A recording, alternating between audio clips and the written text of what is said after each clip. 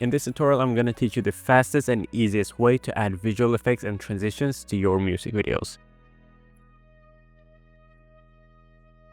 So we are inside of After Effects and I have my clips right here from this new Uzi music video. And in this tutorial, we'll be using my VFX kit plugin. So I'll open up Windows and go to Extensions and open up the VFX kit. The VFX kit and the VFX kit default. And you get both of these while purchasing, but the only difference is that the default version does not require any paid plugins, whilst this version does require Sapphire. We have exactly as many effects in both versions, and the effects that we do have are pretty similar as well. But in this tutorial, I'll be using the Sapphire version, and we can start off by creating an adjustment layer. Right click, go to new and create an adjustment layer, and then I'll just cut it to the length of my clip. And when I've done that, I can just simply add on any of the effects that I want. So I'll go to the shakes tab, and I think we can start off with something like a wiggle. Distort wiggle is a pretty clean one. And then just simply apply motion blur by clicking on the motion blur icon. And just like that, we have the first effect done. And it's just within a matter of seconds. And my favorite part of this plugin is that it cuts out the long render times by having the preview inside the plugin. So you don't have to apply an effect, wait for it to render to see what it looks like, and then remove it if you're unhappy with how it looks in your scene, because you can just see everything before you apply it. So we have the first shake in here, and then we can spice it up by adding another shake, but something calmer like a subtle vertical shake, this one right here. We'll have another shake right there, and we'll also add on the motion blur for that. And then let's go for a transition between these two clips. So I'll create a new adjustment layer and open up the transitions tab in the VFX kit. And we have a bunch of transitions in here, as you can see.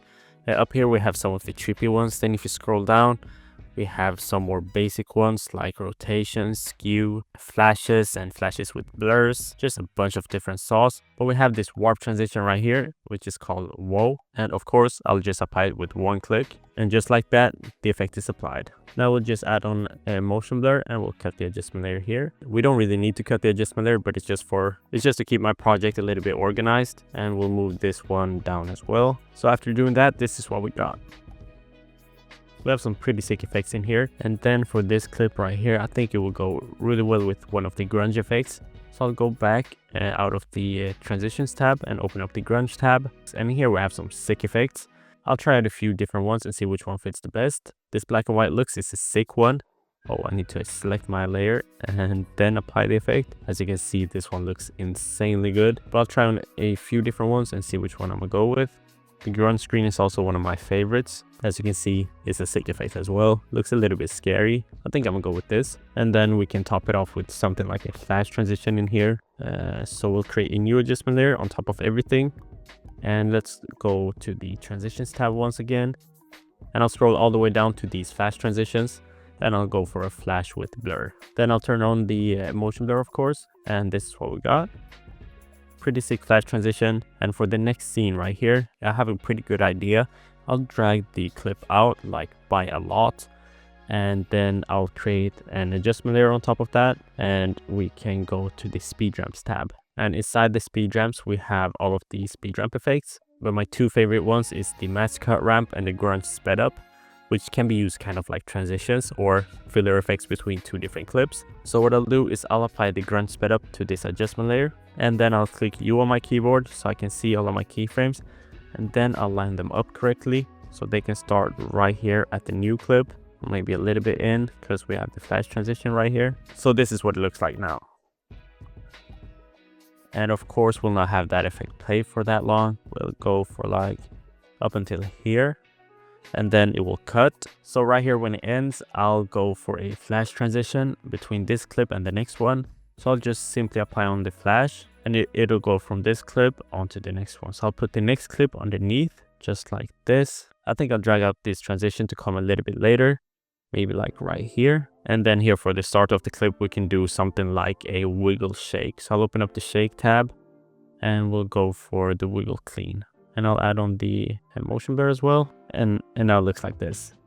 Then we got the transition coming in there. It looks pretty sick in my opinion. And for this clip, something like a grunge effect would fit pretty well. We'll see what it looks like when I add it on. This time let's go for the black and white looks. And it looks like this. Pretty sick effect, maybe a little bit too dark. So I'll turn up the threshold so I can see my subject just a tiny bit like that. And then we'll drag this clip back. Here for the start of this clip, I think something like an energy hit would fit pretty well. So I'll open up the VFX kit again and let's go to the hits tab. And here we have some energy hits. We have some bouncy ones here, and then we have just some basic ones down here like zoom hits and zoom outs. I'll go for the bouncy hit in. So the in ones, so the ones that are named in, you're supposed to have at the start of your clip, and the ones named out, you're supposed to have at the end, and they can kind of match with each other.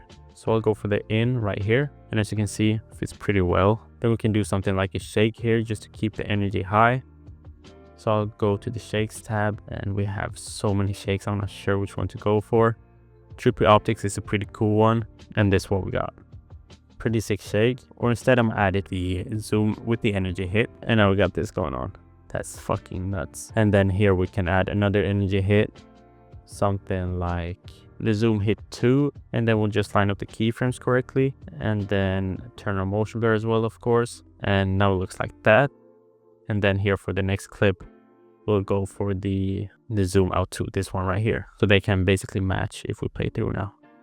That's pretty sick. I actually think I'm done. I'm pretty happy with what we got. And just the fact that this took me less than 10 minutes, I definitely think that this plugin is a game changer for all of you video editors. It's just a huge upgrade on your workflow, helps you speed up your work so much. With the one-click effects, the live previews, and your render times is getting cut down by so much. I'll leave the full plugin link to the description, so make sure to go and check it out, as well as a discount code for staying to the end. Thank you so much for watching, hope you enjoyed, and make sure to go crazy with this plugin. And I'll see you in the next one.